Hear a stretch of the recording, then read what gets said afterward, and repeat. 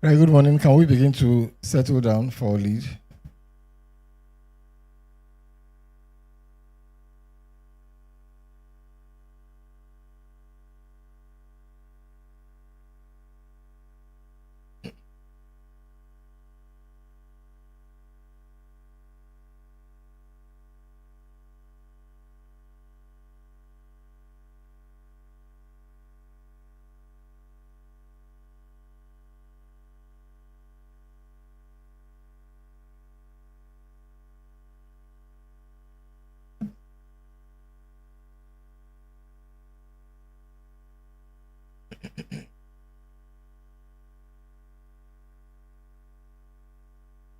Please, let's begin to settle down. And for those that are outside, if you don't mind, can you call them in, that they begin to come in and sit down so that we can start on time. And for those that are already seated, you can do well to just welcome your neighbor on the left and on the right. You can give that person a warm smile. The kind of smile that shows you're 32. That's if you still have 32. Some of us, we have 28 and a half. Oh, God. If you don't have up to 32, you can just pause your lips and smile what you... But if you have your full 32, you can smile openly.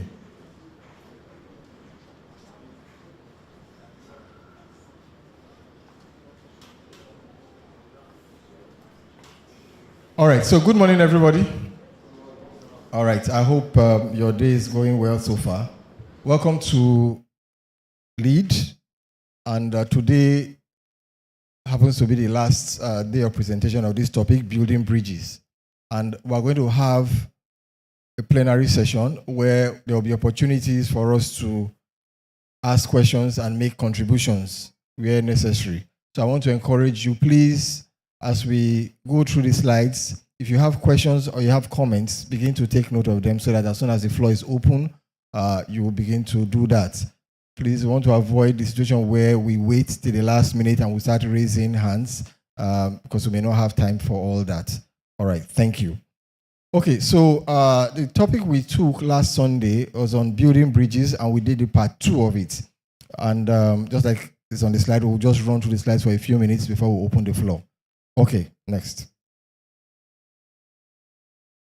All right, our key text, as usual, was Genesis 2:18a, where we said, "Then the Lord God said, it is not good for the man to be alone." And we said that this doesn't only apply in the case of marriage, it also applies to how we do life, that we should not do life alone. When you do life alone, they call you an island because you don't talk to people and you don't allow people to talk to you. Okay, next. Our objectives have been, 1, to foster unity amongst ourselves, to build relationships, with one another, to enable teamwork so that we can work as teams, we can collaborate, and we can pull down barriers, whether it be racial barriers, whether it be ethnic barriers or gender barriers, we pull them down. Those have been our objectives. All right.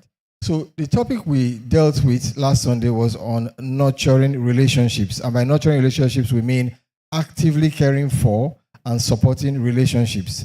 And to give a clear representation of what we're talking of, we had another slide which showed pictures of flowers. And the one on the one extreme shows a wilted flower, malnourished, no ingredients, and it had dried up. And the one on the other extreme showed a very beautiful and vibrant sunflower. Now, the middle picture actually is the missing gap between the two because it shows the process of watering and caring for flowers. So if the one on the extreme here had that ingredient, had that attention, it will definitely be like the one on the other extreme. So what we did say is that something actually is missing. Some relationships are wilted, they are dried up, they are shriveled, while some are vibrant. And what is missing is that attention, that care that is given to it. And if you apply that in your relationships, definitely you will see your relationships blossom. All right, good. So we talked about this topic on 2 platforms. The first one is ingredients for a healthy relationship. And we said just like that flower needs certain ingredients, sun, light, manure, water, care to become like the blossoming one. Relationships also fall in that category. And I gave an example of times where you actually see somebody that maybe ought to be close to you, and you know that if you had maintained this relationship, maybe the person is in a good place to assist you. You see that kind of person, and you now find out that there is a gap. Maybe you have not really followed up, you've not done what you should do, and at times it leads to regret. At times it makes us begin to think that if this relationship was properly managed, maybe things would have been a lot better. That doesn't mean that you must begin to pursue every relationship hoping that it will be better in future. That's not the point. The point is that if you have relationships that would have been better and beneficial with your touch, your attention, it serves us as a lesson that we need to manage and maintain beneficial relationships between spouses, between friends, between teams, between churches, between colleagues, and so on and so forth. That's what we're talking about. And you said to the ingredients for a healthy relationship, we talked about a few of them. The first one is to build trust. I would say trust is the foundation of every relationship. How many of you agree with me? Yes, trust, credibility, that's the foundation. Where that is eroded, the relationship cannot blossom. Where there is no trust, where there is no credibility, where they don't trust your yes to be yes or your no to be no, then, there will be cold feet. And we talked about the fact that you need to be authentic, you need to be real, you need to be yourself, because if you begin to fake it, people will know. And even if they don't know now, by the time they know that you have been a fake, it will erode all the things that you have been saying. Good. The next one is for us to show empathy. And that is for you to begin to see things through the lens of others. You begin to understand how people feel and begin to communicate in that way. If somebody is going through a difficult time, if you are communicating with such a person, it's good for you to feel what that person is feeling and address issues through that context. For instance, somebody has gone through a loss, and you want to talk to the person or you want to get something from the person. It is wise for you to say things like, I understand how you are feeling, but this is what I'm asking you to help me with. When you say, I understand how you are feeling, you've already, broken that barrier, and the person feels that, you have the same understanding. But when you, bypass that and you just go straight to what you want to address, it's as if you are not being sensitive. Then we said respect boundaries. And the example we gave is that in every community, people have their own space and property.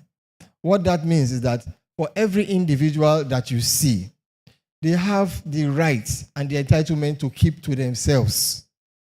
And that is their space and their boundaries. And for you to have a healthy relationship with people, you must respect their boundaries. And there are physical boundaries, there are boundaries that are not physical. What are the physical boundaries? Like touch. And I gave us an example, just like the human body. An example is the body of a female. There are some places that are no-go areas for you, no matter how friendly you are. So you respect it. It's not every time you stretch your hand to shake somebody, particularly if it's a female, the opposite sex. It's not every female that wants you to hug them. Some of them find it offensive. You just come and you just hug them. Why are you hugging them? Why are you hugging them? Why are you stretching your hand to shake? So you respect people's boundaries. There are times people don't feel like talking. They don't want to open up. They don't want to tell you what they are going through. They don't want to tell you their secrets. It's not for public display. So when they don't want to tell you, they don't want to take you into confidence, respect it. Don't pry and say, you want to know, I want to know, I want to know. Things like their medical details. I heard you went to the hospital yesterday. What is wrong with you? He said, I'm fine, I'm okay. Okay, that's nice. But I really want to know. Is it malaria? Is it a fibroid? Is it leukemia? You want to know their medical history. They don't want to tell you. You understand? Or you want to know their relationship status. I see you wearing a ring, but I don't see you coming with any man. Are you married? Or are you divorced? Or are you separated? You say you're interested. Some things you just leave it for them. If they want to tell you, they will tell you. And if you call them 2-3 times they don't pick, probably they're not in the mood to answer your call. Or they don't want to speak to you at that time. So don't quarrel with anybody. I say you must speak, or you must respond to my text. Respect people's boundaries. Then we said again, you need to invest time. Any relationship that will thrive must be such that time has been invested in. The way you relate with somebody that you have known since your childhood and you still maintain that relationship is not the same way you will relate to somebody that you just knew maybe last week.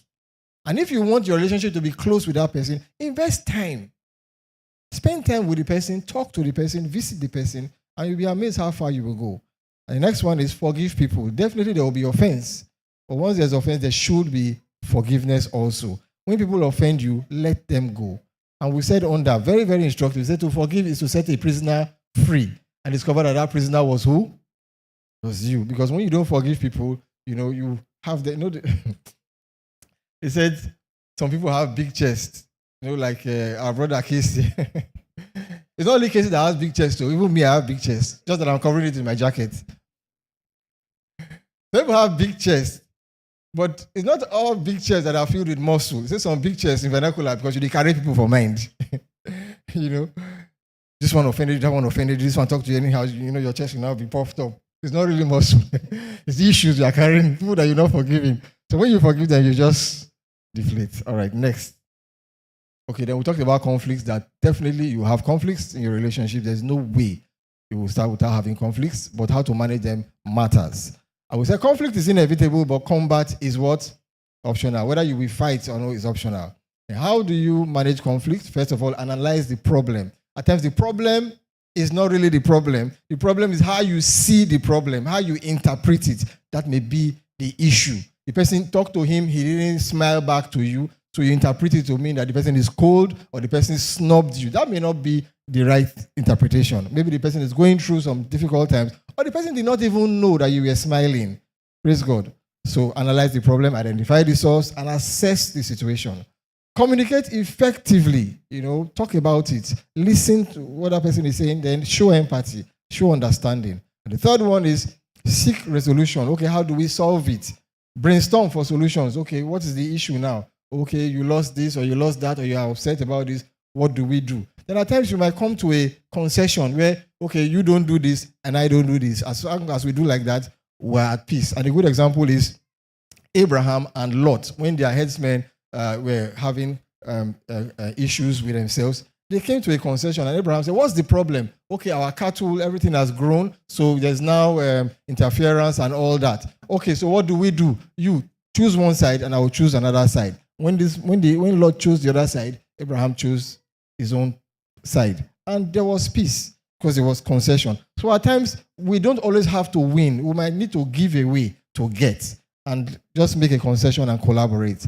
And we said conflict managing skills, learn to address the issues promptly, stay calm while you are solving the issues, and always be prepared to give the right solution. Last slide. Final takeaway. One, we say learn to show up for people.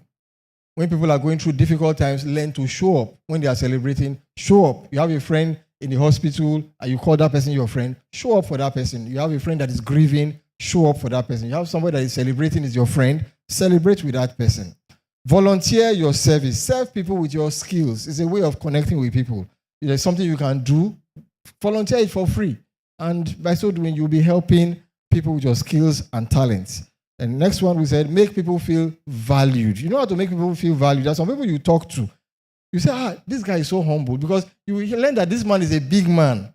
He's an MD. But when you talk to that person, you interact with that person, the person will make you feel as if you're even bigger than him, than himself or herself. Have you seen people like that? They call you sir, they call you, they talk to you. They are humble, they treat you well, they respect you. That's how it should be. But when you talk to somebody that looks down on you, it's a different ball game. Then we said, treat people with respect, be generous with appreciation. Let thank you not be far from your mouth. My boss those days, when I started working, he would send me on an errand, and when I would say, I've done this, I would say, oh, thank you. I used to ask myself, why will he say thank you? He's paying you for that job, and he's sending you an errand, and you've done it, and he's saying thank you. Why will he say thank you? But it's just a way of showing appreciation. Praise God. All right. And the last one, we say, show genuine interest in people. When you are talking to people, listen attentively, ask them questions, and show empathy. Talk to people, learn where they are coming from, ask them questions, what's your name, where do you live, and all that. Show genuine interest in them, and it will be better for us. Now, all these things I've said, we always have the opportunity to practice them in every service. At the end of the service, PK always says something You know the drill. Reach out to 2 or 3 people, tell them your names, and so and so. That is an avenue for us to build bridges. True of us. Good. So you can practice these things every day. So I'm going to stop here for now for us to take our comments and questions, if there are any. So I believe the mics are ready on each side.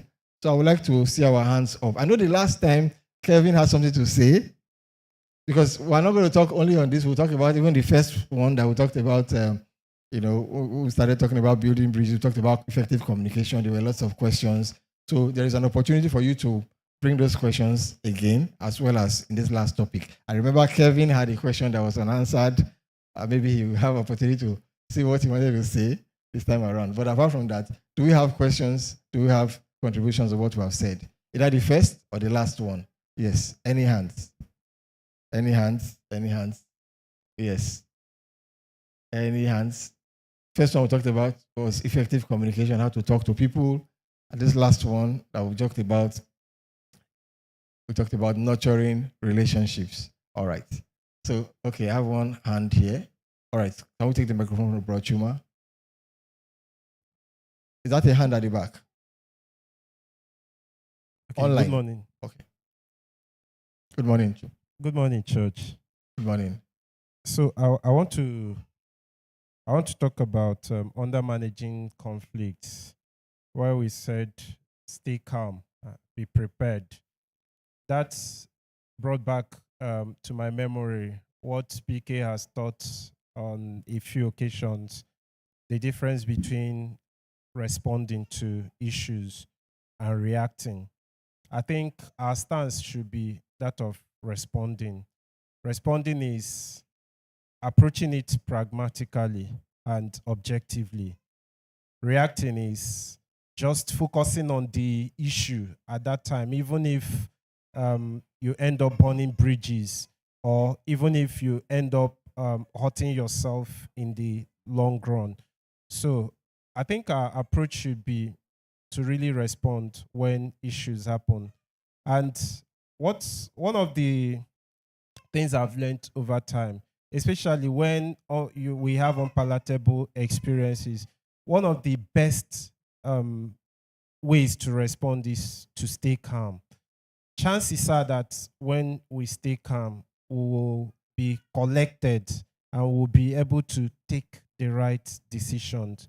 But when we are agitated and we react, we'll end up taking very abrupt and wrong decisions that at the end of the day we may end up regretting.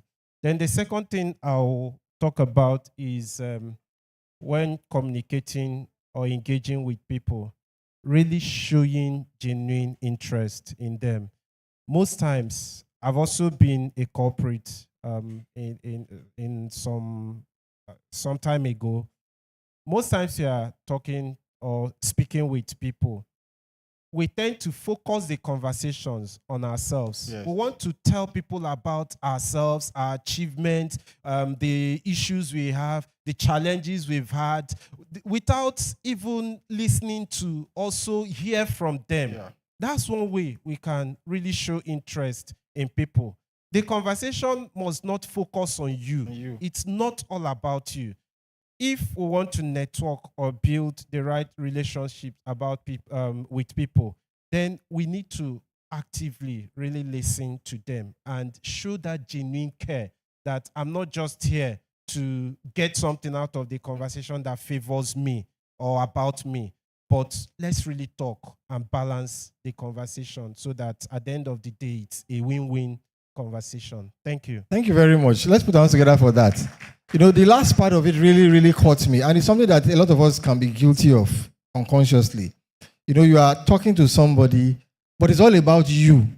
Maybe your problem or what you need or you want to be heard. But you don't really think about that person you are talking to. And even when the person tells you one or two things, you just wave it off. You forget. It has happened to me some time ago. I was talking to somebody, and the person was telling me all about himself, and I was just mentioning how I felt at that time. It didn't matter. So the person talked, and left. But what I said, the little things I said, the person didn't take note. Later, when the person heard that time I was hurting, he now had to come back to apologize. Why? Because it was all about himself. There are people that they just relate with you because of what they want to get from you at that time. And once they get it, that's the end. That's the end. But tomorrow, when they hear that you are in a place of advantage, they begin to come back and say, I know this guy now. What's that your number again? I know you gave me your number again. You know, that kind of thing. How will you have my number when it was not your business at that time? Praise God. So I think we need to learn this. Thank you very much, Chuma. Yes. Is there any other hand? Okay, Ma. Okay. Please, can we bring the microphone further?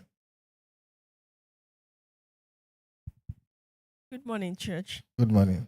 First, I want to say thank you for the session. It blessed me so much. And while we were teaching the different sessions, I was just thinking, looking at everything, one thing that stood out to me is I'm not able to have a healthy relationship until I am truly humble and selfless. So humility is very, very important, because if you're not humble, it's not, you can't understand when someone is coming to you, presenting things, even if it's something you don't want to listen to. And then selfishness will stop you also. You won't recognize what is going on in the person's life. For example, in the family, we have young men. Yes, you are a grown person. You are living with your parents or somebody who is older than you or in the house taking care. You only talk about yourself. You are not humble enough to find out if there's anything you can help with in the house. You only see it as, okay, I'm in this place. I just go to work and I come back. You don't care about how they go to shop, how they cook, how they clean, how they wash clothes or iron or anything. So that kind of a thing is not what it's supposed to be. Yes. You are just staying there, occupying space. You are not adding any value. And if they caution you, say, okay, you do this way, you think they're insulting you. How can they just call you to come and help for something with children? All those things are things we should look at in relating. Then the other thing I want to talk about is what you had mentioned when you are relating with people, especially ladies. You know, we have our different cultures. Some people in their culture, when they see you, they stretch out their hand and shake you. Some, they hug you. My people like to hug and so on. But when you have come out of where you were raised, please be cautious, honestly. I don't really like, for me personally, somebody see me and stretch their hand for me to shake them. I may not want to shake, but I don't want to embarrass you. And this thing got into me when we lived in the Middle East. In the Middle East, honestly, nobody talks to a lady at all. No, I mean, the only ladies to ladies, that kind of a thing. And they give that boundary and so on. So when you see a lady, for example, if you want to hug, just see that the person wants it. There's a way you sense it. There's something you sense in the course of conversation. Don't hear only what was said. Try to hear also what was not said. Ability to read and see how it is. Then, so if the person wants, you do that. Don't just be too forward. Then the other thing is when people are conversing, talking to one another, there's something they call arm's length space. You can't be talking to me and you are standing in front of me. This thing happened to me one time. I went to pastor, I think 2 weekends ago. We went to minister. Someone came to talk to me. She has not seen me for a long time. She was just standing in front of me. I was talking into my face, and I'm moving this way. She was following me. I thought that way. I was like, oh my God, how am I going to do this? Because she was really talking into my mouth. Please, let's not do that. I did customer service a big in the banking industry. When you are talking to something we were taught, just give this, stretch your hand, just to touch the person's button, that you have given the correct answer when you are speaking to a customer. The same thing everywhere you go. Let's maintain that. Let's not talk into people's face. Thank you very much. I'm learning something. I'm learning something. So you should give an arm's length. You should just come too close. So what if the person wants to now talk into your ears and tell you know, it reminds me of one time I entered a taxi. I think we were traveling, and there was somebody that I sat with in the front seat. And I was on the inside, so the person just came and sat near the door, and the person just did like this to cover me. If it was just that one, it would have been okay. But the things that were coming out from this side, that is one. And two, the person had hair coming from the ears, so the person was sleeping like this. That was one of the worst journeys I've ever had. So I think we've learned something today. Thank you very much for that. When you are talking to people, don't always go too close to them, especially if it's somebody from the opposite sex. It may mean something else to them. And you are talking into their face. And if you are not careful, if you don't cover your mouth well, maybe some, things will be flying out as you are talking to them. That makes it worse. To give them some space, And if you are not sure of your breath, use tom-tom. All right. Praise God. So there's something from online question. Okay, let's have it, please, online. Okay. This is from Joy. She said, creating boundaries is indirectly opposing our objectives. Kindly strike a balance, please. Okay. And okay, continue. And what? And then this is from Opeoluwa Kinsaye. She's asking, please explain what you mean by win-lose disposition under communication killers. Okay, so the first one is about boundaries. He said it's against our objectives that we should strike a balance. Does anybody want to speak to that? Okay, so we have PK.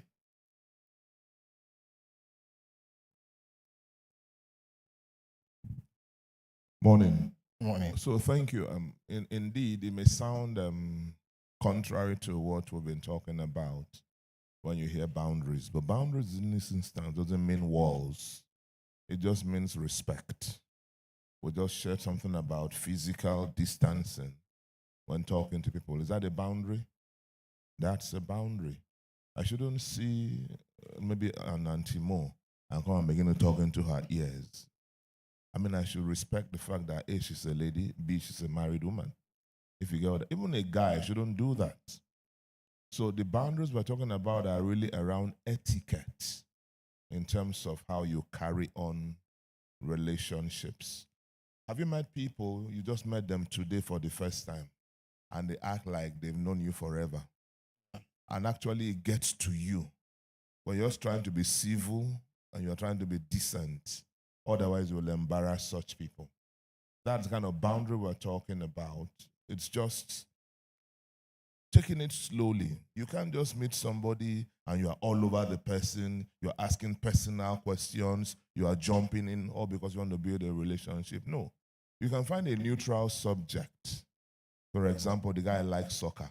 You like soccer. Is that a good subject to start with? Yeah. You can discuss your love for your clubs and love for soccer. If the conversation was warm, you take it to the next level. Over time, if it's supposed to be, it is supposed to be. But there are people who meet you and they act like you've known each other forever. And that's the first meeting. I've been somewhere to ministers. I was leaving. People came out with me to say hello and to greet me. And as this guy just kept chilling, maintaining a safe distance, immediately I was alone with him. He had a business proposal for me. And then I said to him, we are just meeting each other for the first time in our lives. Where are all the people you have known before I came here today? Why don't you take this proposal to one of them? That's the kind of boundary we're talking about. So if that guy wanted to be sensible, he will seek A, to build a relationship, B, to understand whether I have a heart for what he's talking about, and C, know whether I have the capacity to partner or whatever before he puts that in front of me. So that's boundary. We're not saying raise walls. We're saying just be ethical about the relationship. Thank you. Thank you very much. Thank you. Let's put our hands together for that. And also, it all boils down to what Pastor Nkechi said some time ago about emotional intelligence. You see, when you are relating with people, you need to be sensitive. You need to be observant. There are some people that will walk into your congregation and they want to keep to themselves initially. It could be as a result of what they had suffered in another place. It could be as a result of what they had faced before they even came into the church that day. For somebody that has suffered church hurt, maybe the person went to a particular church and they treated the person wrongly. Maybe the person opened up and they took advantage of that person. For such people, for them to attend church again, it will be very difficult. Do you agree with me? Now, if they come into your congregation, how do you expect them to be? Jumping around? They will just sit down and observe. So if you see such people and you are going to introduce yourself, you need to be emotionally intelligent. You need to be observant. Such a person may not be so warm to you initially, but that doesn't mean that you will label that person as being cold. Or so you give the person some time. But if, like as PK said, you rush to that person and you begin to shake that person, shake me now, give me your number now, that kind of thing, you scare the person away. Because what that person needs at that time is his peace or her peace. I give you a personal example. Before I came into the inner court, I had a troubling experience where I was worshiping. So when I came in here, when they said first timers, I didn't stand up because I didn't want anybody to know me. I didn't want anybody to visit me. I didn't want anybody to greet me. I just wanted to come, look at the place. If I like it, I stay. If I don't like it, I go. So if I had given you my number and you called me, maybe the way I would answer you, you would say this guy is cold or something like that. Because I didn't want anybody to follow me up at that time. I just wanted to come, look at the place, and go. After all, I'm a free citizen now. I came here by myself, and I want to go. Kilode, any problem? So there are people like that. So when you observe people, you are empathetic and you are emotionally intelligent. You know when to move on, when to retreat, and when to measure it. That's what PK was saying. Well, thank you very much for that question. The next one is to explain what we mean by a win-lose situation. Can anybody throw light on that when we say win-lose situation? We have win-win, we have win-lose, we have lose-lose. So can anybody throw light on that? Okay, just to save our time. Now, when we say win-lose situation in terms of communication, we're looking at a situation where in that whole transaction, I must win and you will lose. So when you bring up the matter or it's an argument, such people, they are arguing from the point of, I must win this argument. They can never be wrong. No matter what, they will always find a reason to justify even their faults. But all they know is that they must be the winner. They are the ones that offended you, and they will defend their offense and make sure that at the end of the day, they win and you lose. Such kind of people, it is difficult to communicate with them because their mind is already made up. But when you have a win-win, just like Abraham and Lot, there is compromise. Okay, I did this, I am sorry, but you also did this. So make sure that you don't do it again, and both of us were okay. So I've given off some things, and you two, you have given us something. At the end of the day, both of us are fine. I'm not struggling to be the winner of the conversation. I can lose so that you can win, but at the end of the day, you two, you also lose something so that I can win. That is win-win. So we'll try and make it a win-win. Abraham said, since you and Lot, you and I were having problems, choose one place. You go here, and I will go here. You choose first. I'm the eldest, but you choose first. As the eldest, he would have said, I will choose. After choosing, then you take what I left for you, isn't it? But he said, you choose first. So by telling Lot to choose, he has given Lot the upper hand. So Lot will feel like, yeah, I've won this thing. So Lot chose. And Abraham said, you have chosen that. Okay, I will take here. At the end of the day, I not agree, not the tear shirt. You have taken your own, I've taken my own. Wow, okay. And that's where they say some people, you love them from afar. We're not quarreling. We're saying hello, hi, but we're giving ourselves distance. From over the fence, we're greeting. Are we friendly? Yes. But do we need to hug ourselves? Not necessary. So it's win-win. You win some, I win some, and we are okay. Do you understand that? Good. And if you adopt that approach in life, you will go far. You will go far. And that's why some people start sentences with, oh, I'm sorry if I hurt you. But they will not tell you their points. When they say, I'm sorry if I hurt you, it looks as if they have condescended to you, isn't it? Good. So that's the win they are giving to you. Then they will tell you why they did that. That's it. All right. Thank you. So I have a hand here. Then we'll get to you. Okay. Okay. All right. We'll have. Okay. So can we? Good morning, church. Yes, ma'am. Mine is a question, actually. Okay. And it's based on your relationship with people. Okay. What's your advice on treating people the exact way they treat you, or like energy for energy? Okay. Matching their energy. Yes. Would you say I'm petty or I'm toxic, or what's your advice? Okay. Very good question. So how do you handle that? Matching when you treat people the way they treat you. Do you call that petty? Do you call that being toxic? Does anybody want to speak to that? One or two persons quickly? Okay. All right. So we'll just be brief. I have two people. So I'll try to answer this with an example. Maybe about 2-3 weeks ago, a pastor friend called, and he has a church, and next door to him is another church. The pastor who's next door to him, clearly in terms of what eyes can see, seem to be doing better, if you get what I'm saying.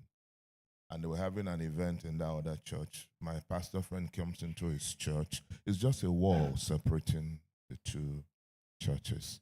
This other church had brought a generator they hired and put in his own premises.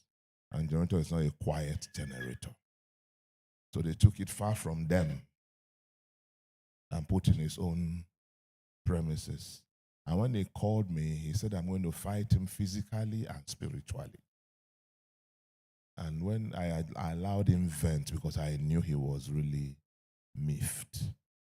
And when it was done, I asked him a question. What does the Bible say? It says, when they ask for your coat, give them your tunic. When they say to you, go with us 1 mile, go 2 miles with them. That this is just a test of your maturity.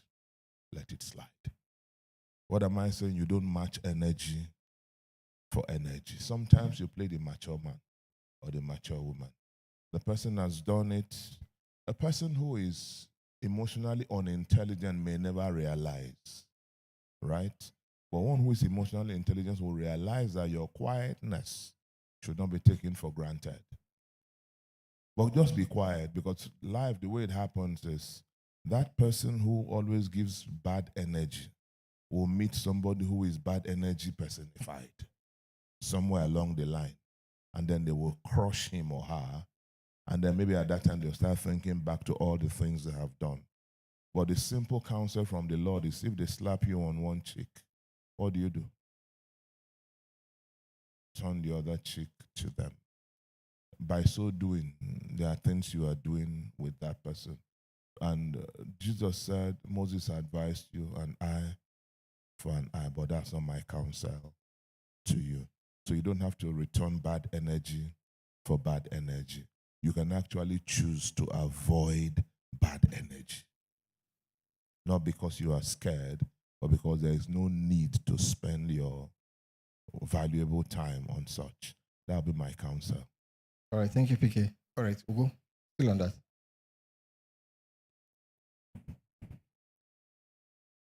Praise the Lord.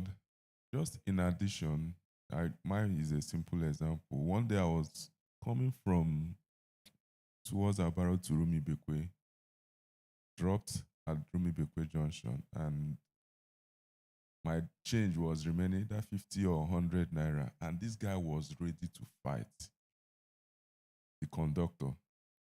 I said, give me change. He said, I tell you, I said, this is what I showed you this morning. So he was trying to force it on me that he doesn't have change and there is nothing I can do about it.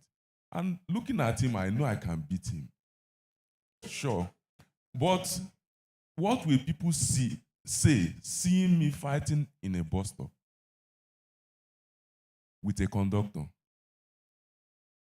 Because of 100 naira or 15, no matter the amount, is stupidity on my own side. Though he's wrong, I told him I don't have change. This is what I have. He has seized my money. Can I afford that money? Yes. Can I, with or without the 100, I will still live. So let him go. Apply it to your own life. There are bus drivers in the office.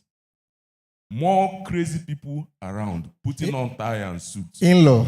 Everywhere. So when you see them, approach yourself first. What will people say about me? Not them. In that has been my help. That has helped me a lot to manage such situations. Thank you. It's not about you. It's about me and what I believe. All right. Thank you very much. Kessie, are you okay with this? You don't seem okay. Okay. Let me spin it a little bit. Now, there are some situations in a relationship. There are some situations in a relationship with someone where you have over-invested. You have given a lot to this person, but the person is not giving you that same thing in return. And the more you keep giving, the person is not giving you that. At times, as a result of self-respect or wisdom, you may need to tone down and retreat. And at that time, you need to, mirror what that person is giving to you. So just like texting, you are texting somebody, over texting, you text the person paragraph and the person says, okay. Tomorrow you text the person again how your day was and the person says, that's fine. Then you text, you say, my day was fine, how was yours? The person say, I'm good. What do? You match the person's energy. Tomorrow, when the person says, "How are you?" you say what? Fine.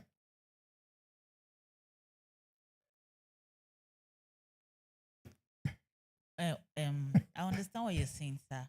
But the Bible, like PK said, he said the Bible said when they slap you here, that's but he didn't tell us What to do the next time? the next time.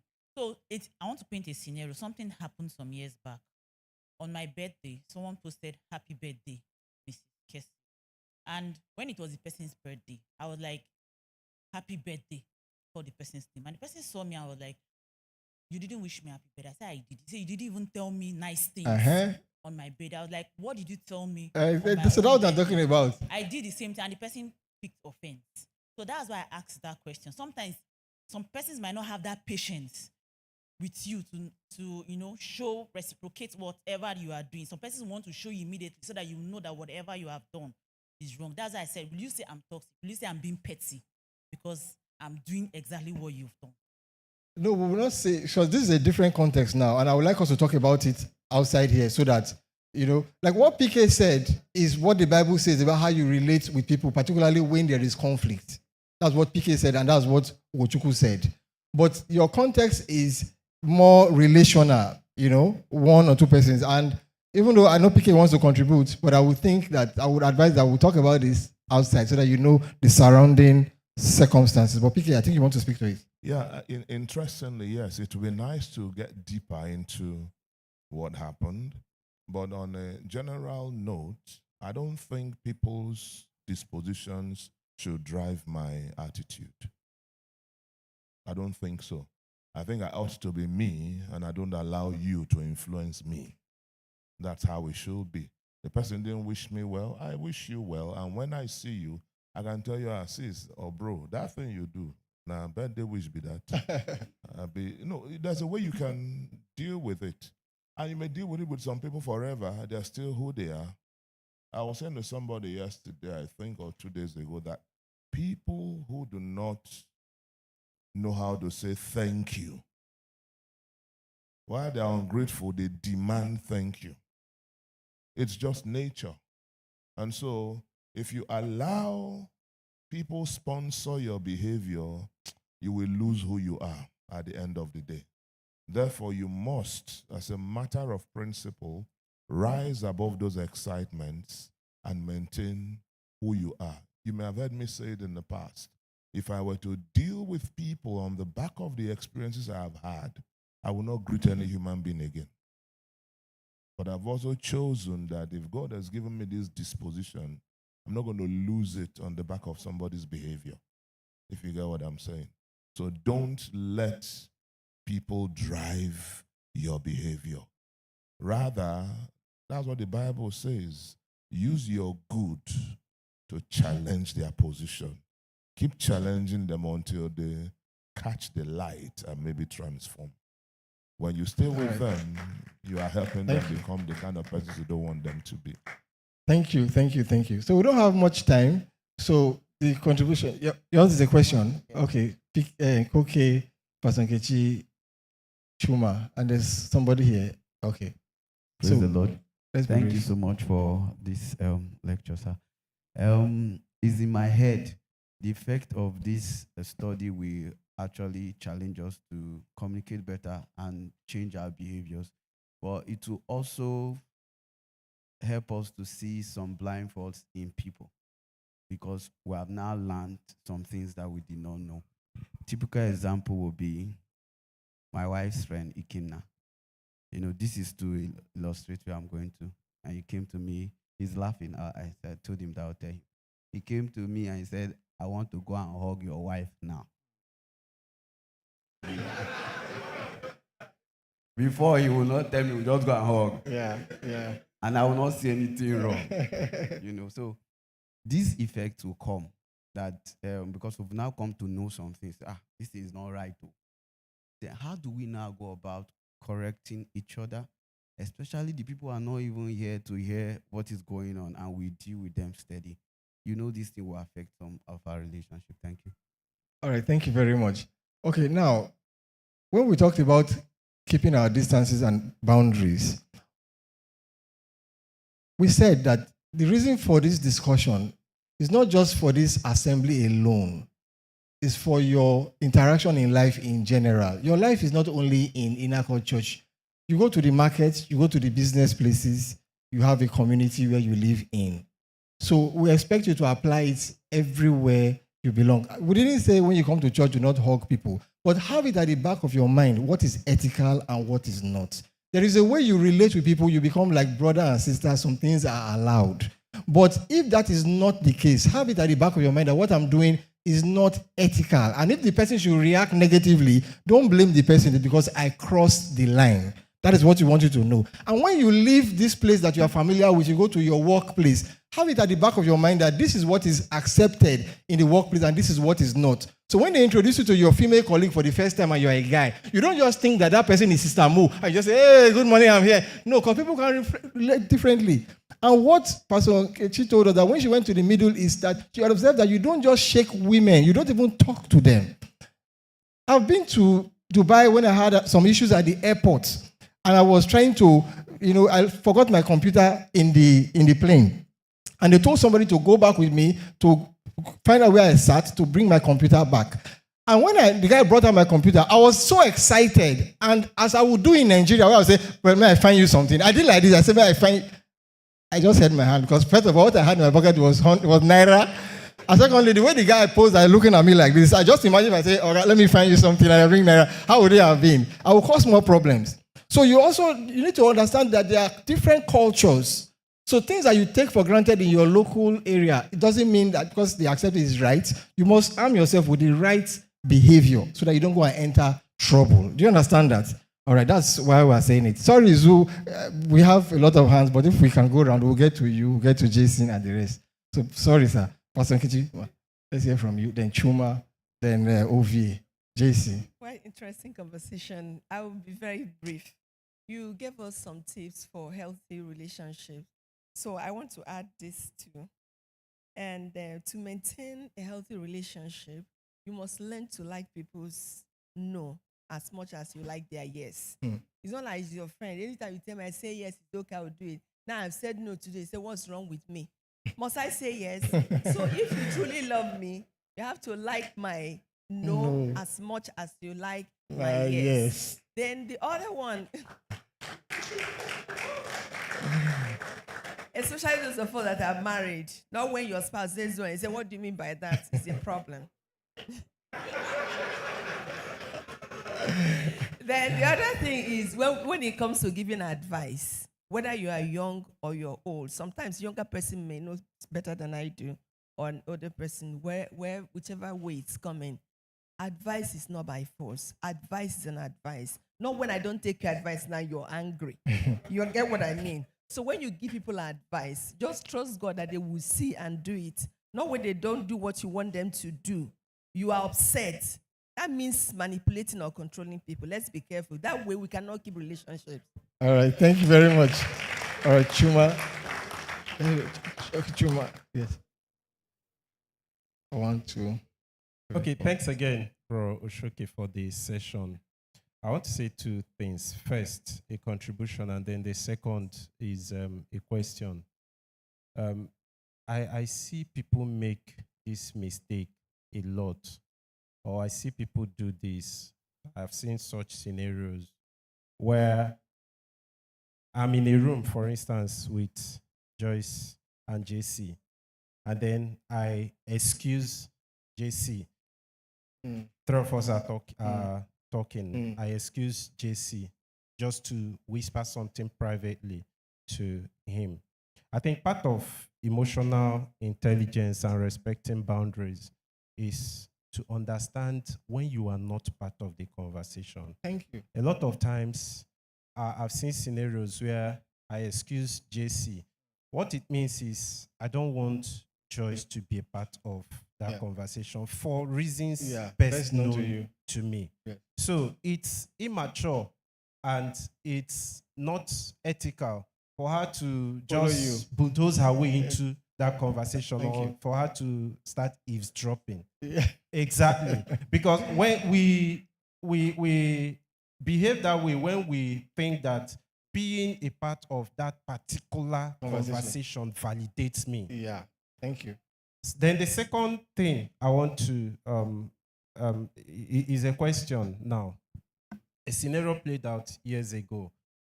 We had attended an Emerging Leaders Conference, and I volunteered to as protocol for the VIPs. So while there was this political analyst from the U.S. Embassy, and then a GM, general manager from Total Energies, and then we got talking. So at the end of the conversation, they gave me their cards, and then the lady, the GM from Total, said, "Chuma, where is your card?" I said, "Oh, sorry, I don't have it here." And she said, "Bad business, Chuma, bad business, bad business." We laughed it off. So I want to ask, how best do we network when we go for events? We represent a brand, Christians, professionals, people that believe in excellence. How best do we network? That's when without we your go without your card, or with or without your card. Oh, yes, without without appearing unprofessional, Okay. without Okay. just Okay. pushing your own agenda. All right. Okay. Although that's a whole bucket, discussion, but just to save time, first of all, is your psyche. Before you go, your psyche must be right. That's the way you think. Your mentality must be top notch. As you are going there, you must know what you are going there for. Secondly, your appearance and your courage matters a lot. People will buy into you first before they buy into what you say. So when they look at you, you must be acceptable. If you are wearing business casual, the way you dress, everything must be smart. Then two, you must also know how to approach people politely, male or female. Like you said, you don't interrupt into their conversations. You have your pitch, what you want to say.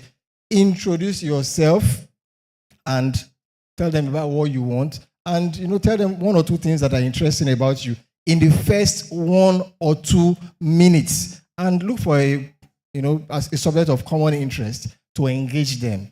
By so doing, you will get their attention. And after that, maybe you can ask for their contacts or their numbers. There's a whole lot we can talk about, but just to be brief, that's what I will say. But thank you for that. All right, our time is really fast spent, and we have 2 people, and PK has to say something before we close. PK, can we extend in 2 minutes? Okay, so we have Ovie and Jason, then PK will come. Okay, Ovie. Okay, close. All right, so I think we will stop here for now. Thank you very much for your comments and your contributions, and also for the questions you've asked. You've made us learn more. So I'm going to stop here, and I'll give PK the floor to say something as we round up. No, our time is...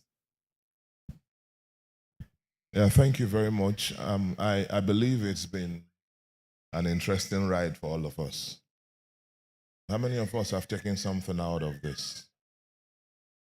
Please understand very clearly that there are some things money cannot get you, relationships will get you. And therefore, you have to be very intentional about building relationships. But while at it, please maintain that atmosphere of neutrality. No person is more important than another in life. Are we together? If I look at a young man like George is a student today. I could look at him and just say, who is George? Let me build a relationship with people who matter. And in the next 4 years, George may be a power broker. Is it impossible? What have I just lost? An opportunity. So be open, just like and love people. That's the strongest charge I can give to you.